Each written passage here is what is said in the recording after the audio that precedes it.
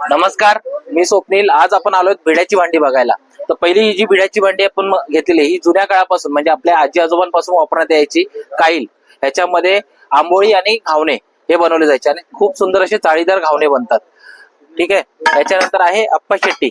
ह्याचा वापर जास्त करून साऊथ मध्ये कर्नाटकमध्ये वापर केला जातो. आता हे आपल्या महाराष्ट्रात सुद्धा आले म्हणजे तुम्ही ह्याच्यात सुद्धा अप्पे जसं आपण अप्पे ह्याच्यामध्ये अप्पे बनवतो त्याच टाइप मध्ये ह्याच्यामध्ये पण आपण अप्पे बनवू शकतो.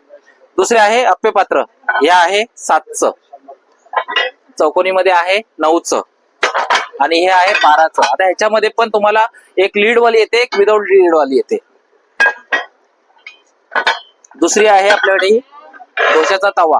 जसं हॉटेलमध्ये डोसे वगैरे बनवले जातात, आता आपण आपल्या घरी पण डोसे बनवू शकतो. एक येतो हँडलवाला डोश्याचा तवा, दुसरा येतो कढीवाला.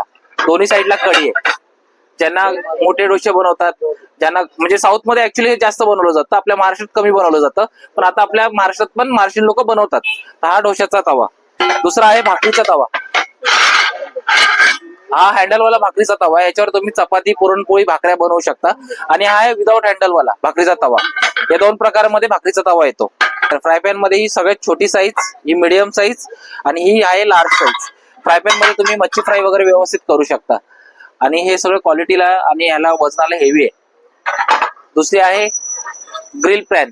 ग्रिल पॅन मध्ये आपण मच्छी फ्राय वगैरे करू शकतो. याच्यामध्ये हा चौकोनी ग्रिल पॅन आहे आणि हा सर्कल मध्ये आहे. दोन्ही पण आहे. साईज मध्ये पण फरक आहे. जे जास्त करून फिश फ्राय करतात, आपले कोळी बांधव आहेत, आगरी बांधव आहेत, त्यांच्यासाठी खास हे ग्रिल फ्राय पॅन आहे.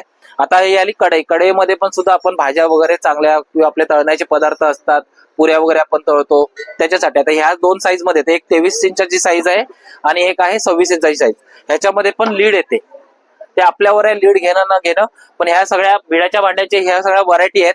जर तुम्हाला ह्या आवडल्या असतील तर स्क्रीनवर नंबर दिलेला आहे, त्याच्यावर तुम्ही कॉल करू शकता, व्हॉट्सअप करू शकता आणि आमच्याशी संपर्क साधू शकता. धन्यवाद.